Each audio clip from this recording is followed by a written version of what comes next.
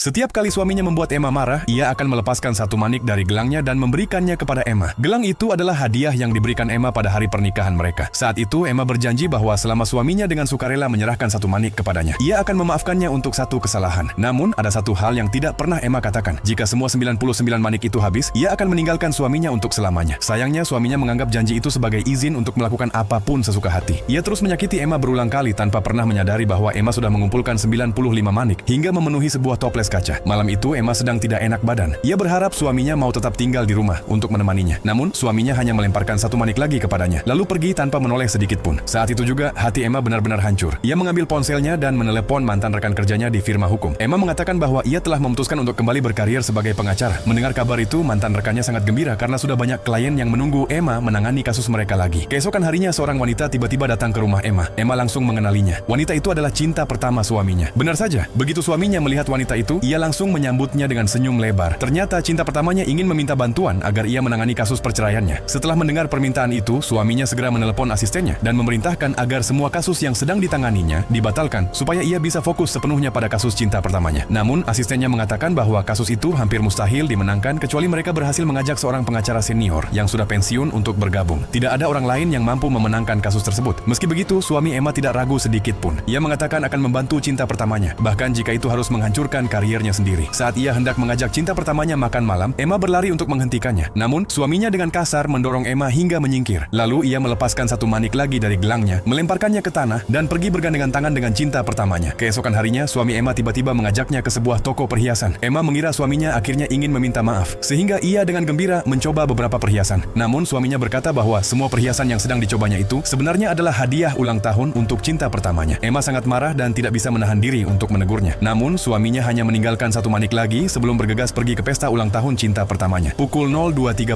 dini hari, Emma terbangun karena menerima telepon dari suaminya. Emma segera pergi menjemputnya. Namun, begitu membuka pintu mobil, suaminya menempelkan sebuah foto ke wajahnya, lalu membungkuk dan mencium foto tersebut. Awalnya, Emma mengira suaminya hanya sedang mabuk. Namun, ketika foto itu terjatuh ke tanah, Emma melihat dengan jelas bahwa wanita di dalam foto tersebut adalah cinta pertama suaminya. Suaminya segera mengambil foto itu, membersihkan debu yang menempel dengan sangat hati-hati, lalu menciumnya lagi tepat di depan Emma. Pada saat itulah, kesempatan terakhirnya benar-benar habis. Tanpa ragu sedikit pun, Emma mengeluarkan surat perjanjian cerai yang sudah ia siapkan sejak lama. Saat mereka bertemu lagi nanti, Emma tidak lagi menjadi istrinya. Ia akan menjadi lawannya di ruang sidang. Dan Emma bertekad membuat pria itu menerima akibat dari semua perbuatannya.